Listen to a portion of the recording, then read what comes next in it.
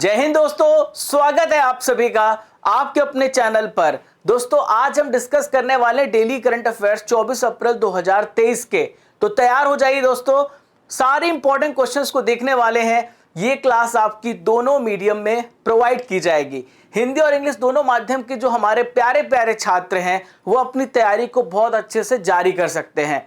वीरता पुरस्कार से सम्मानित होने वाली IAF की पहली महिला अधिकारी कौन बनी है? Who has become the first women officer of IAF to be awarded the gallantry awards? तो फ्रेंड्स इसका राइट आंसर है दीपिका मिश्रा। दीपिका मिश्रा को हाल ही में सम्मानित किया गया वीरता पुरस्कार से और IAF की पहली महिला अधिकारी ये बन गई हैं जिन्हें ये अवार्ड मिला है। इमेज में आप देख पा रहे हैं दीपिका मिश्रा को, जिन्होंने ये इतिहास रच दिया है। दोस्तों ये जो अवार्ड है किसके द्वारा प्रेजेंट किया गया? तो भारत के प्रेजेंट में यहां पर आप देख पा रहे हैं भारतीय वायुसेना प्रमुख हैं, इनका नाम है air chief marshal VR Chaudhary. तो VR चौधरी जी के द्वारा दीपिका को यह पदक प्रदान किया गया है। दोस्तों इनकी अगर अचीवमेंट्स की बात करें तो अगस्त 2021 में दीपिका मिश्रा को उत्तरी मध्य प्रदेश में लगातार यहां पर देखिए एक अचानक से बाढ़ आ गई और आपदा राहत अभियान चलाना पड़ा और उसके तहत इन्होंने 47 लोगों की जान बचाई थी। तो अपने आप में वीरता वाली बात है, आप सभी को पता है, तो इन्हें यह पुरस्कार दिया गया। दोस्तों इसके अलावा भारतीय वायुसेना प्रमुख ने 2 भारतीय वायुसेना अधिकारियों को युद्ध सेवा मेडल, 13 अधिकारी और वायु योद्धाओं को वायु मेडल वीरता पुरस्कार से और 30 विशिष्ट सेवा मेडल से सम्मानित किया है। यहाँ पे हम बात करेंगे चर्चित महिलाओं की। दोस्तों सबसे पहले बात करेंगे भारतीय सेना की पहली महिला स्काई डाइवर कौन बनी है? तो ये हैं लांस नायक मंजू। नेक्स्ट है प्रियंका मोहिते। यदि आपसे पूछा जाए प्रियंका मोहिते जी के नाम पर कौन सा अचीवमेंट है तो ये 8000 मीटर से ऊपर 5 चोटियों को फतेह करने वाली पहली भारतीय महिला बनी है। ONGC की पहली महिला अध्यक्ष कौन बनी है? डॉक्टर अलका मित्तल बनी है। PT उषा की बात करें तो पहली महिला अध्यक्ष बनी है भारतीय ओलंपिक संघ की। मेघना अलाहाबाद की बात करें तो पहली महिला अध्यक्ष है भारतीय टेबल टेनिस की। Indian army first female combat aviator Abhilasha Barak बनी है और सेबी की पहली महिला अध्यक्ष बनी है माधवीपुरी बूच। दोस्तों आप सभी देख रहे हैं 24 अप्रैल 2023 के इंपॉर्टेंट डेली करंट अफेयर्स और मैं हूं आप सभी का राजा गुप्ता। 511 दिनों से लगातार आपको डेली करंट अफेयर्स पढ़ा रहा हूं। दोस्तों ये जो क्लास है आपको हिंदी और इंग्लिश दोनों मीडियम में प्रोवाइड की जाएगी। ये है ब्रह्मास्त्र क्लास। लास्ट में आपको ल्यूसेंट स्पेशल स्टैटिक जीके मिलेगा, डेली करंट अफेयर्स का टेस्ट मिलेगा और दोस्तों भारत के लगभग सारे एग्जाम्स को हम कवर करते हैं। ये SSC के different examination, railway examination, state examination, इसके अलावा बैंकिंग एग्जाम्स और defence exams, police exams, even UPSC और स्टेट PCS एग्जाम्स के जो छात्र हैं वो अपने फाउंडेशन को बहुत मजबूत कर सकते हैं इस क्लास के माध्यम से। दोस्तों जो लोग वास्तव में कुछ करना चाहते हैं उन्हें रास्ता मिल जाता है।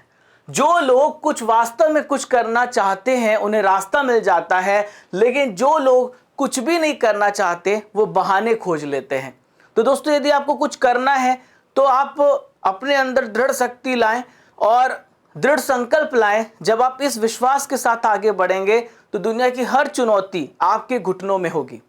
दोस्तों इसके लिए देखिए अगर आप PDF प्राप्त करना चाहते हैं तो आपको PDF मिल भी रहा होगा। जो रेगुलर स्टूडेंट्स हमारे साथ जुड़े हुए हैं, जो नए छात्र हैं, राजा गुप्ता करंट अफेयर सर्च करना है और आपको टेलीग्राम चैनल ज्वाइन कर लेना है और PDF की चिंता मेरे सर के ऊपर रख देना है।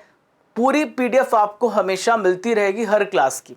रात को 9 बजे आपका डेली करंट अफेयर्स का टेस्ट होगा, जो भी सुबह आप पढ़ेंगे इसलिए पढ़ के आइएगा। नेक्स्ट क्वेश्चन ये रहा, मुलापेटा बंदरगाह परियोजना की नींव किस राज्य में रखी गई? The foundation stone of Mulapeta port project has been laid in which state? तो मुलापेटा बंदरगाह ये आंध्र प्रदेश राज्य में इस परियोजना की नींव रखी गई। कहां पर? आंध्र प्रदेश में इस परियोजना की नींव रखी गई है। दोस्तों चीफ मिनिस्टर आंध्र प्रदेश के YS जगन मोहन रेड्डी। दोस्तों हाल ही में आंध्र प्रदेश ने यह भी फैसला किया है कि वो क्या करेगा, आंध्र प्रदेश की जो कैपिटल है वो विशाखापत्तनम करेगा। इसके लिए प्रस्ताव भी पारित कर दिया है। दोस्तों अब सवाल उठता है कि इस परियोजना को कहां पे रखा गया है, यानी कहां पे इसकी आधारशिला रखी गई है। तो आंध्र प्रदेश में एक डिस्ट्रिक्ट है, इसे बोलते हैं श्रीकुलम डिस्ट्रिक्ट। श्रीकुलम डिस्ट्रिक्ट आंध्र प्रदेश में है। आंध्र प्रदेश के चीफ मिनिस्टर ने 4,362 करोड़ रुपए की अनुमानित लागत से मुलापेटा ग्रीनफील्ड पोर्ट की आधारशिला रखी है। अब दोस्तों यहां पे एक शब्द इस्तेमाल किया है, ग्रीनफील्ड पोर्ट। तो बहुत सारे स्टूडेंट बोल रहे होंगे सर ये ग्रीनफील्ड पोर्ट क्या है, तो मैं आपको समझाता हूं कि ग्रीनफील्ड पोर्ट होता क्या है और ब्राउनफील्ड क्या होता है। इसको समझने के लिए आप दो शब्दों का ध्यान से सुनिएगा। ग्रीनफील्ड और ब्राउनफील्ड लेबोरेटरीज, यहां से मैंने एग्जाम्पल बता रहा हूं। मान लीजिए मुझे एक लैब को स्थापित करना है। अगर मैं बिल्कुल फ्रेश से लैब स्थापित करूंगा, बिल्कुल नए से, उस जमीन में कोई कंस्ट्रक्शन नहीं हुआ है, वो बिल्कुल फ्रेश लैंड है, वहां पे कुछ भी नहीं कंस्ट्रक्शन हुआ है, अब मैं वहां पे लैब बनाता हूं तो ग्रीनफील्ड लैब है। और ब्राउनफील्ड जगह वो कहलाती है जहां पर पहले से ही कोई इंफ्रास्ट्रक्चर बना हुआ है, बस मैं उसमें कुछ अपग्रेड कर रहा हूं।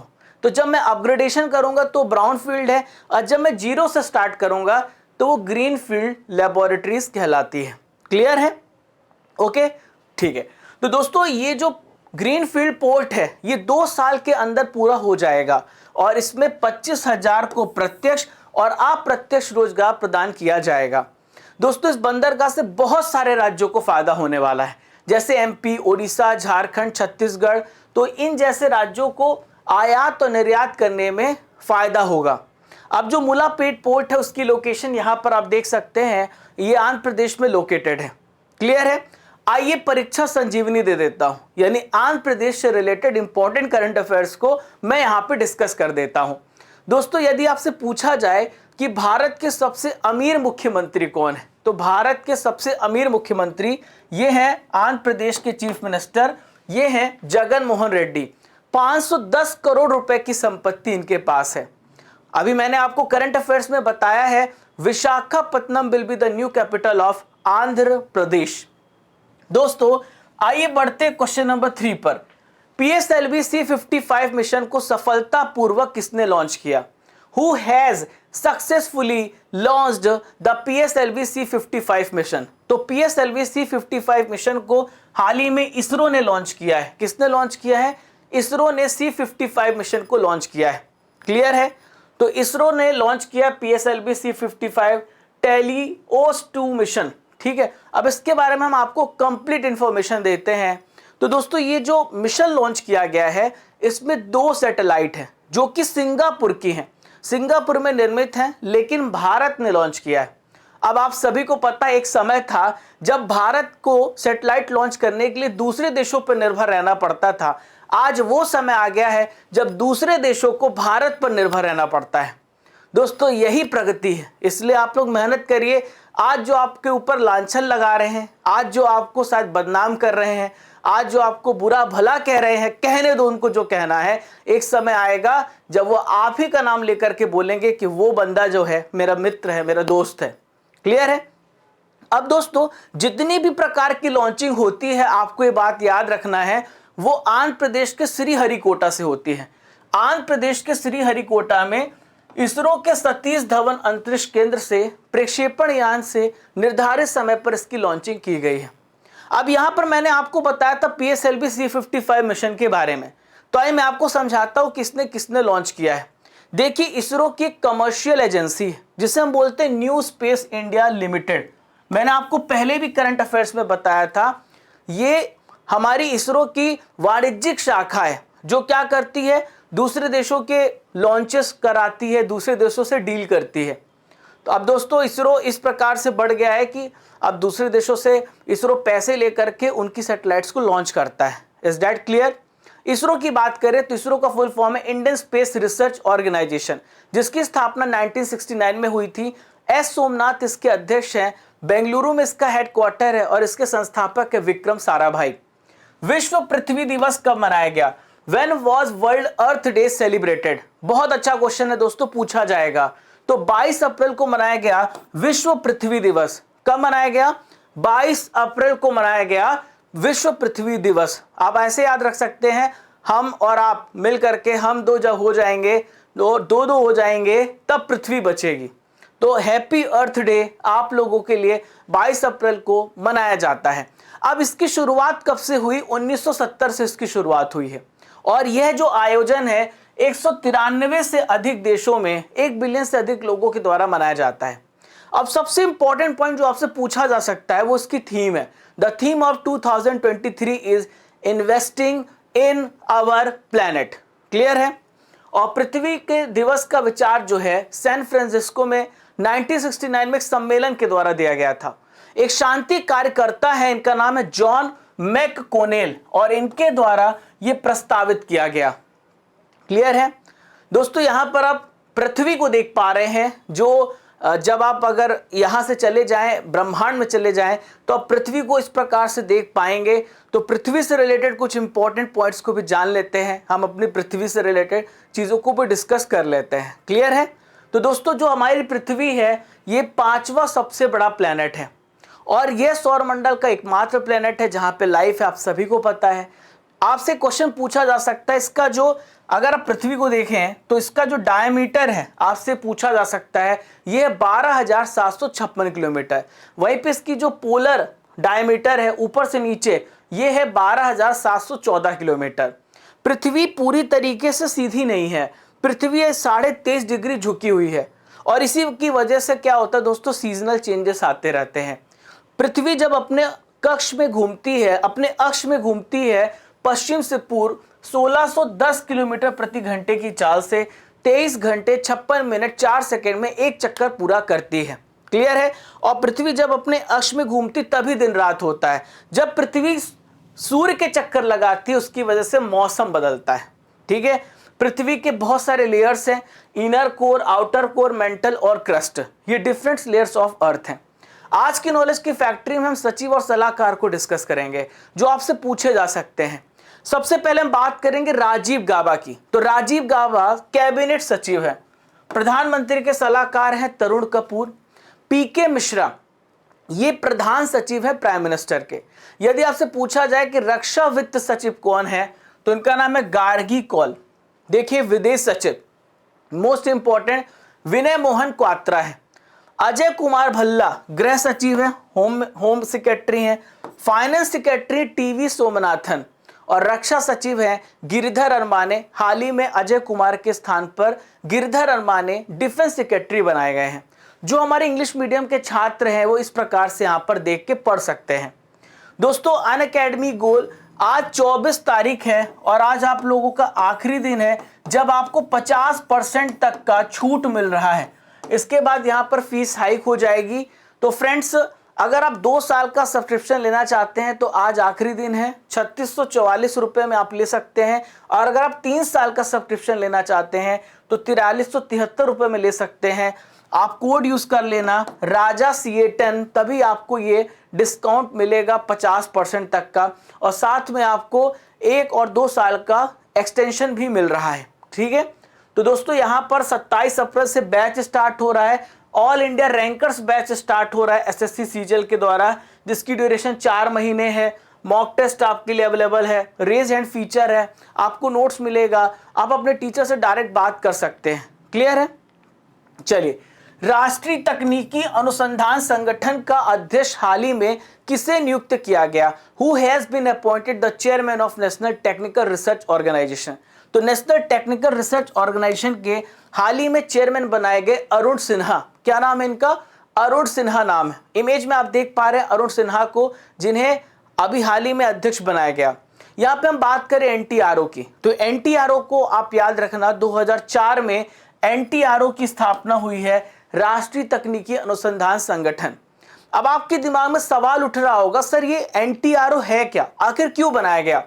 तो एक प्रकार का ये टेक्निकल इंटेलिजेंस एजेंसी है, जो क्या है नेशनल सिक्योरिटी एडवाइजर है। वो क्या करता है कि हमारी जितने भी सुरक्षा एजेंसियां हैं उन सबको टेक्निकल जानकारियां, टेक्निकल खुफिया जानकारी देता है। क्लियर है। अब यहां पर हम हाल ही में हुई कुछ इंपॉर्टेंट नियुक्तियां हैं उसे भी रिवाइज करेंगे। LIC के मुख्य निवेश अधिकारी रत्नाकर पटनायक बनाए गए हैं। अपरेश कुमार सिंह त्रिपुरा हाईकोर्ट के हाल ही में मुख्य न्यायाधीश बनाए गए हैं। यदि आपसे पूछा जाए फिक्की महिला संगठन की 40वीं अध्यक्ष कौन बनाई गई हैं? सुधा शिव कुमार बनाई गई हैं। नौसेना के हाल ही में उप प्रमुख बने हैं संजय जसजीत सिंह। सलीमा टेटे FIH के एथलीट एम्बेसडर बने हैं। टीसीएस के सीईओ के कृतिवासन बने हैं और न्यूयॉर्क कोर्ट में सबसे पहले भारतीय अमेरिकी जज बने अरुण सुब्रमण्यन। अगला प्रश्न ये रहा, फसल बीमा योजना में उत्कृष्ट कार्य करने के लिए राष्ट्रीय पुरस्कार किस राज्य को मिला? Which state has received the national award for outstanding work in crop insurance scheme?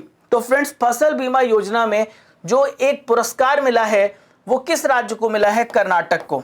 तो फसल बीमा योजना में कर्नाटक ने उत्कृष्ट प्रदर्शन किया है।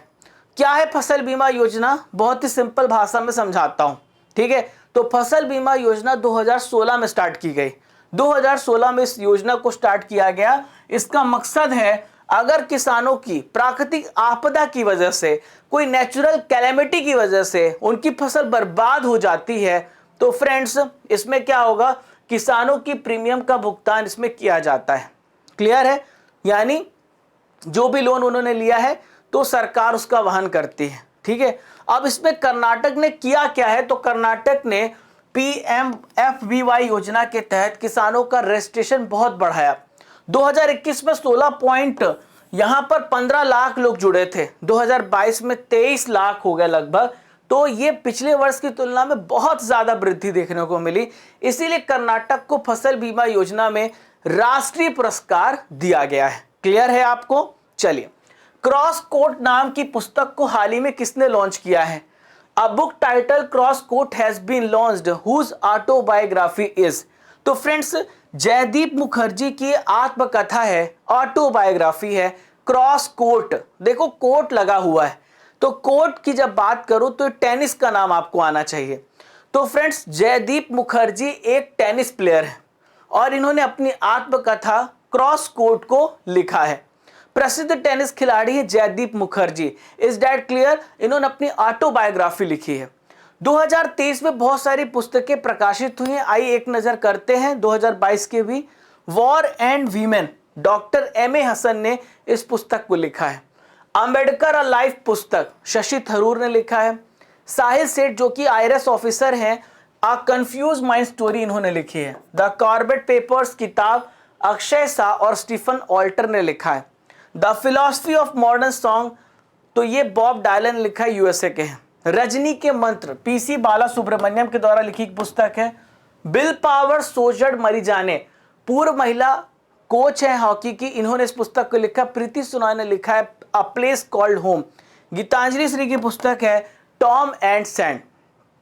विश्व बैंक के रसद प्रदर्शन सूचकांक 2023 जारी किया गया। इसमें भारत को कौन सी रैंक मिली है? What is India's rank in logistic transportation in performance index? तो फ्रेंड्स, आपको याद रखना है जो भारत की रैंक है वो 38 है। क्या है? 38 है। पर सवाल उठता है, सर ये तो बताओ कि लॉजिस्टिक होता क्या है? तो मैं आपको बताता हूं बहुत ही सरल भाषा में, लॉजिस्टिक किसे कहते हैं। The overall process of managing how resource are acquired, stored and transported to final destination. आपको पता है कि जो अमेजन है आप लोगों को घर तक डिलीवरी करता है, तो डिलीवरी कैसे करता है? वो ट्रांसपोर्टेशन का इस्तेमाल करता है। कैसे वो अपने रिसोर्स, कैसे वो संसाधन को एक्वायर करता है, फिर उससे संचित करता है और फिर ट्रांसपोर्ट करता है जहां पे पहुंचाना है, इसे कहते हैं लॉजिस्टिक। तो इसमें भारत की रैंक 38 है। क्लियर है? भारत की रैंक 38 है। 139 कंट्रीज में भारत की रैंक जो है 38 है। भारत ने 6 अंकों का सुधार किया है। भारत 38 प्लेस पे पहुंच गया है। पूरी दुनिया में लॉजिस्टिक में सबसे पहले स्थान पर सिंगापुर है और दूसरे स्थान पर फिनलैंड है और थर्ड प्लेस पे जर्मनी है। इन सभी देशों को आप देख सकते हैं। हाल ही में किस राज्य ने सलोखा योजना को लागू किया है? विच स्टेट हैज इंप्लीमेंटेड सलोखा स्कीम? तो सलोखा योजना को हाल ही में महाराष्ट्र राज्य के द्वारा लॉन्च किया गया। किसके द्वारा? महाराष्ट्र राज्य के द्वारा। क्लियर है? तो ये जो सलोखा योजना है कैसी योजना है? तो फ्रेंड्स, इस योजना के तहत क्या किया जाएगा, जो हमारे किसान भाई हैं वो क्या करेंगे, 1000 रुपये का रजिस्ट्रेशन कराएंगे और 1000 के रजिस्ट्रेशन कराने के बाद और 1000 रुपये के स्टाम्प शुल्क के बदले अपनी कृषि भूमि का ये आदान प्रदान कर सकते हैं। ठीक है, मतलब एक नॉमिनल चार्जेस में एक दूसरे की भूमि को एक्सचेंज कर सकते हैं। क्लियर है दोस्तों? यहाँ पे हम बात करेंगे महाराष्ट्र से रिलेटेड इंपॉर्टेंट करंट अफेयर्स की। हाल ही में अप्पा साहेब धर्माधिकारी को महाराष्ट्र भूषण से सम्मानित किया गया। महाराष्ट्र में 28 मई को स्वतंत्र वीर गौरव दिवस मनाया जाएगा। बैंक ऑफ महाराष्ट्र ने पुणे में स्टार्टअप्स के लिए अपनी पहली समर्पित शाखा का उद्घाटन किया है। महाराष्ट्र के नागपुर में भिखारी मुक्त शहर नाम की एक पहल शुरू की गई है। दुनिया का पहला बांस कैरियर स्थापित करने वाला ये महाराष्ट्र है। महाराष्ट्र राज्य में दुनिया का सबसे पहला बांस क्रैश बैरियर स्थापित किया गया। किस राज्य ने 2030 तक सरकारी विभागों में 100% इलेक्ट्रिक वाहन बनाने का लक्ष्य रखा है? तो फ्रेंड्स, उत्तर प्रदेश सरकार ने फैसला किया है कि हम 2030 तक हमारे जितने भी गवर्नमेंट डिपार्टमेंट्स होंगे जहां पर इलेक्ट्रिक वाहन का इस्तेमाल किया जाएगा 100%, हम वहां पे ना डीजल, वहां पे हम ना पेट्रोल वाली कार चलाएंगे, हम इलेक्ट्रिक कार्स का इस्तेमाल करेंगे। तो यूपी सरकार को भी चिंता है कि आने वाले समय जो है वो प्रदूषण से बचना है, पर्यावरण को बचाना है, तो हमें इलेक्ट्रिक वाहनों का इस्तेमाल करना पड़ेगा और इस अभियान को हाल ही में शुरू किया गया है। क्लियर है? अब यूपी से रिलेटेड इंपॉर्टेंट करंट अफेयर्स। तो यूपी के सुहेलवा अभ्यारण्य में बाघों का सबसे पहला फोटोग्राफिक प्रमाण दर्ज किया गया। नेक्स्ट है, यूपी ने गंभीर रूप से लुप्त प्राय एशियाई राजा गिद्ध के लिए अत्याधुनिक जटायु संरक्षण और प्रजनन केंद्र स्थापित किया है। यूपी सरकार शिक्षकों की नियुक्ति के लिए यूपी शिक्षा सेवा योजना आयोग का गठन करेगी। क्लियर है? चलिए दोस्तों, यहां पर हमारे करंट अफेयर्स हो जाते हैं खत्म और ट्रिपल आर शुरू होता है। यहां पर मैंने मार्च मंथ के करंट अफेयर्स का रिवीजन कराने का फरवरी मंथ के करंट अफेयर्स को यहां पर हम देखेंगे और ये सरप्राइज टेस्ट है, देखते हैं कितना करते हैं आप। विश्व आर्द्र भूमि दिवस 2023 की थीम क्या है? तो इसकी थीम है it's time for wetland restoration. हर साल 2 फरवरी को विश्व आर्द्र भूमि दिवस मनाया जाता है। दिल्ली का मुगल गार्डन का नाम बदला गया, ये क्या कर दिया गया है? तो दिल्ली के मुगल गार्डन का नाम बदलकर अमृत उद्यान किया गया है। कमेंट बॉक्स पे आपके आंसर चलते रहने चाहिए। पेट्र पावेल किस देश के प्रेसिडेंट हैं? तो पेट्र पावेल चेक गणराज्य के प्रेसिडेंट है। इंडिया यूके अचीवर्स ऑनर्स के द्वारा लाइफ टाइम अचीवमेंट सम्मान किसे दिया गया? तो फ्रेंड्स, ये जो सम्मान है भारत के पूर्व प्रधानमंत्री मनमोहन सिंह जी को। ऑस्ट्रेलियन ओपन 2023 का महिला एकल का खिताब किसने जीता है? इसे जीता है आर्याना सबलेंका ने। आर्याना सबलेंका की बात करें तो ये बेलारूस की प्लेयर है। किस देश ने न्यू दिल्ली में अंतरराष्ट्रीय सौर गठबंधन समझौते पर हाल ही में हस्ताक्षर किए हैं? तो हाल ही में कांगो गणराज्य ने इसके हस्ताक्षर किए हैं। गणतंत्र दिवस परेड 2023 में किस राज्य की झांकी जो है सबसे पहले स्थान पर थी? तो सबसे पहले स्थान पर थी उत्तराखंड राज्य की झांकी। भारत की पहली इंटरनेशनल कोविड वैक्सीन का नाम क्या है जिसे 26 जनवरी को लॉन्च किया गया? तो फ्रेंड्स, इसका नाम है इनकोवैक। लाडली बहना योजना को हाल ही में किस राज्य ने स्टार्ट किया है? लाडली बहना स्कीम को हाल ही में मध्य प्रदेश सरकार ने लॉन्च किया है। भारत की पहली हाइड्रोजन ट्रेन कब तक शुरू की जा सकती है? तो भारत की सबसे पहली हाइड्रोजन ट्रेन दिसंबर 2023 तक शुरू की जा सकती है। दोस्तों, 22 अप्रैल के करंट अफेयर्स का यहां पर हम रिवीजन करेंगे। 23 अप्रैल को हमने आपको वीकली करंट अफेयर्स पढ़ाया था। जितने भी नए छात्र हैं, मैं हर संडे पूरे हफ्ते के करंट अफेयर्स का रिवीजन कराता हूं, मैं पढ़ाता हूं। तो आप जा करके, अगर आपने वीडियो नहीं देखा तो आप जा करके उसे भी देख सकते हैं। पहला प्रश्न, सिविल सेवा दिवस कब मनाया जाता है? When is civil services day celebrated? तो सिविल सेवा दिवस हर साल 21 अप्रैल को मनाया जाता है। हुरून का ग्लोबल यूनिकॉर्न इंडेक्स 2023 में यूनिकॉर्न की संख्या के मामले में भारत का प्लेस कौन सा है? तो भारत इसमें 3rd प्लेस पर है। वायुसेना कमांडरों का सम्मेलन कहां पर आयोजित हुआ? वायुसेना कमांडरों का सम्मेलन न्यू दिल्ली में आयोजित किया गया। Where has prime minister Narendra Modi inaugurated the first global Buddhist summit? तो ये न्यू दिल्ली में आयोजित की गई। Who has been awarded the Santokuba मानवतावादी पुरस्कार किसे मिला है? सोनम वांगचुक को मिला है। मिगुएल डियाज कैनाल किस देश के फिर से राष्ट्रपति चुने गए हैं? तो ये वापस से क्यूबा के प्रेसिडेंट बने हैं। Where is north east India's largest multipurpose indoor stadium been built? तो शिलोंग में बन रहा है। किसे राष्ट्रीय सुरक्षा परिषद सचिवालय में सैन्य सलाहकार के तौर पर नियुक्त किया गया? तो यह है संदीप सिंह। किस देश के द्वारा तैफा फर्स्ट उपग्रह लॉन्च किया गया है? तो तैफा फर्स्ट उपग्रह को केन्या के द्वारा लॉन्च किया गया। 8वीं भारत थाईलैंड वार्ता का आयोजन कहां पर किया गया? तो इसका आयोजन कहां पर किया गया फ्रेंड्स? बैंकॉक में। दोस्तों आज के ल्यूसेंट जीके के पिटारे में विविध का एक इंपॉर्टेंट टॉपिक डिस्कस करेंगे, वर्ल्ड में प्रथम महिलाओं को। बहुत अच्छा क्वेश्चन पूछा जा सकता है, तो आइए देखते हैं। निर्गुट सम्मेलन की प्रथम महिला अध्यक्ष, first women president of non aligned conference, तो ये है इंदिरा गांधी। इंग्लैंड की पहली महिला प्रधानमंत्री कौन है? मार्गरेट थैचर है। बेनजीर भुट्टो की बात करें तो किसी भी मुस्लिम देश की पहली महिला प्रधानमंत्री कौन है? बेनजीर भुट्टो है। एस भंडार नाइके, तो श्रीलंका की ये प्रधानमंत्री थी, और दुनिया की सबसे पहली प्राइम मिनिस्टर ये है भंडार नाइके।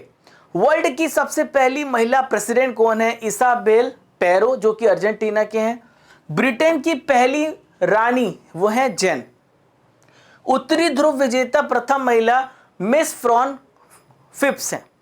अंतरराष्ट्रीय फुटबॉल की प्रथम महिला रेफरी कौन है? लिंडा ब्लैक। अगर आपसे पूछा जाए कि first lady of Antarctica winner कौन है, तो ये है मिस कैरोलिन मिकलसन।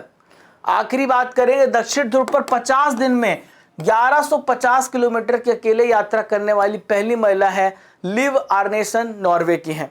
विश्व की सबसे लंबी महिला आपने अगर देखा होगा ये सैंडी एलन। नेक्स्ट है, न्यूनतम समय में 71 दिन में नौका के द्वारा विश्व भ्रमण करने वाली, इनका नाम है एलन मैकर्थर, याद रखिएगा। दोस्तों कल मैंने आपको टॉपिक दिया था फंडामेंटल राइट्स पढ़ने के लिए, तो आप फंडामेंटल राइट्स पढ़ के आए होंगे। अब मैं नेक्स्ट टॉपिक दे रहा हूं राष्ट्रपति, तो आपको कल राष्ट्रपति पढ़ के आना है। एक एक टॉपिक दूंगा और क्लियर भी कराता जाऊंगा।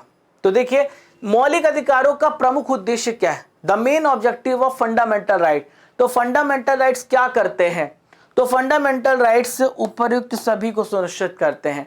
समाज के समाजवादी ढांचे के, व्यक्तिगत स्वतंत्रता को, न्यायपालिका की स्वतंत्रता को सुनिश्चित करते हैं। ठीक है, तो मौलिक अधिकारों का जो प्रमुख उद्देश्य है वो क्या है? यहां पर उपर्युक्त सभी को सुनिश्चित करना। मूल अधिकारों को परिवर्तित करने की शक्ति किसके पास प्राप्त है? यानी फंडामेंटल राइट्स को कौन फोर्स कर सकता है, इन्फोर्स कर सकता है? तो आर्टिकल यहाँ पे 32 है सुप्रीम कोर्ट के लिए, और हाई कोर्ट दोनों यहाँ पे कर सकते हैं। भारतीय संविधान में प्रदत्त मूल अधिकार को निलंबित कौन कर सकता है? यानी मूल अधिकार को सस्पेंड कौन कर सकता है? In the case of emergency president कर सकता है, राष्ट्रपति कर सकता है, लेकिन आर्टिकल 20 और 21 सस्पेंड नहीं होते हैं। समानता का अधिकार भारतीय संविधान के किन 5 अनुच्छेद में दिया गया है? यानी राइट टू इक्वलिटी। तो राइट टू इक्वलिटी को लेकर के आर्टिकल 14 से लेकर 18 तक है।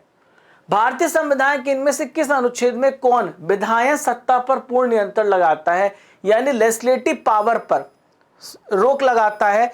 तो यह आर्टिकल 14, आर्टिकल 14 लगाता है। विधि के सामने समानता का अधिकार, the right to equality before the law, it's which type of right?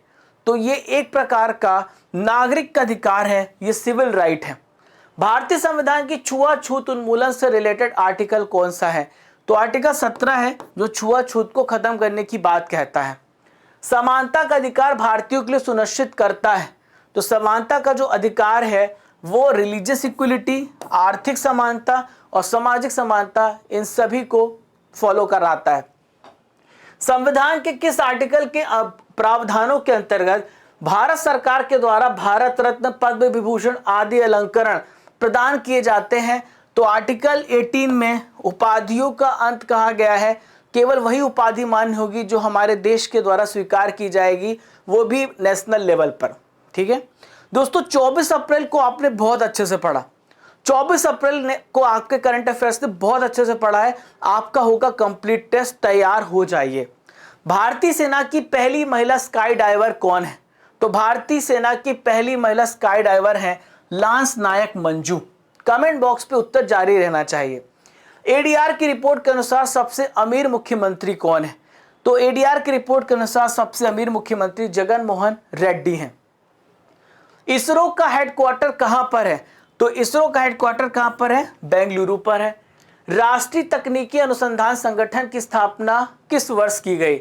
2004 में। फसल बीमा योजना की शुरुआत किस वर्ष की गई? तो फसल बीमा योजना की शुरुआत 2016 में की गई। थावर चंद्र गहलोत किस राज्य के राज्यपाल हैं? तो थावर चंद्र गहलोत कर्नाटक राज्य के राज्यपाल हैं। अंबेडकर लाइव पुस्तक, इसके लेखक कौन है? तो यह शशि थरूर। दुनिया का पहला बांस क्रैश बैरियर किस राज्य में स्थापित किया गया? तो इसकी स्थापना महाराष्ट्र राज्य में की गई। विश्व की प्रथम महिला प्रधानमंत्री कौन है? तो विश्व की प्रथम महिला प्रधानमंत्री श्रीलंका से आती हैं एस भंडार नायके। वर्तमान में कैबिनेट सचिव कौन है? Who is the cabinet secretary present? तो यह है राजीव गौबा। क्या नाम है? राजीव गौबा। दोस्तों, पहचानो कौन सीरीज में कल की जो इमेज मैंने आपको दी थी वो थी मलाला यूसुफजई की, आपने बताया, और रोहताश कुमार ने बताया है, और न्यू एरा ने भी बताया है। आपको जब पीडीएफ मिलेगी तो आप पढ़ लेना, ठीक है। काम की बात आपको मैं बता दूं कि Bhabha atomic research centre bark ने एक वैकेंसी रिलीज की है टेक्निकल ऑफिसर की, साइंटिफिक असिस्टेंट की, टेक्निकल बॉयलर की, अटेंडेंट की, और इस वैकेंसी को मैंने अपने टेलीग्राम में डाल दिया है। आज सुबह 10 बजे आपको वो दिख जाएगी, 10 बजे आपको वैकेंसी मिल जाएगी। दोस्तों, 24 अप्रैल से 22 मई तक इसका रजिस्ट्रेशन है। Written exam, interview, skill test, document verification और मेडिकल एग्जामिनेशन होगा। www.bark.gov.in पर आप जाकर के यहाँ पर जुड़ सकते हैं या और अपना रजिस्ट्रेशन सक्सेसफुल कर सकते हैं। 22 अप्रैल को नोटिफिकेशन आई, 24 अप्रैल यानी आज से इसका नोटिफिकेशन स्टार्ट हो जाएगा। और देखिए 181 वैकेंसी है, साइंटिफिक असिस्टेंट 7। तो आप पूरी अपनी जानकारी, अगर आपको लगता है कोई भी वैकेंसी आपके लिए हेल्पफुल है तो आप जाकर के अप्लाई कर लेना। मेरा काम है आपको जानकारी देना ताकि आपका सिलेक्शन जल्दी हो जाए।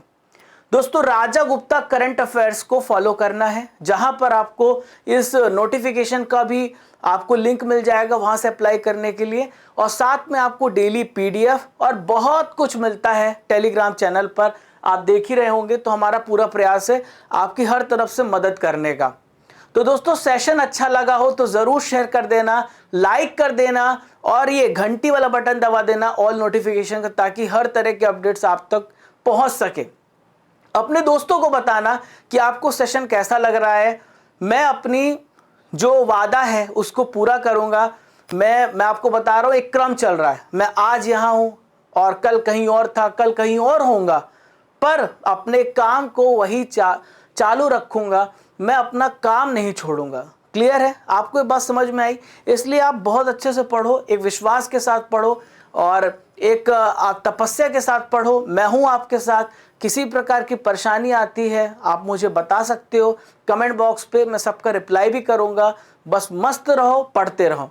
दोस्तों, अब चलने का समय हो गया है, इजाजत दीजिए।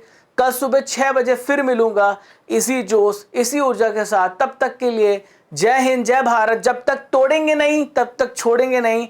खुश रहिए, मुस्कुराते रहिए।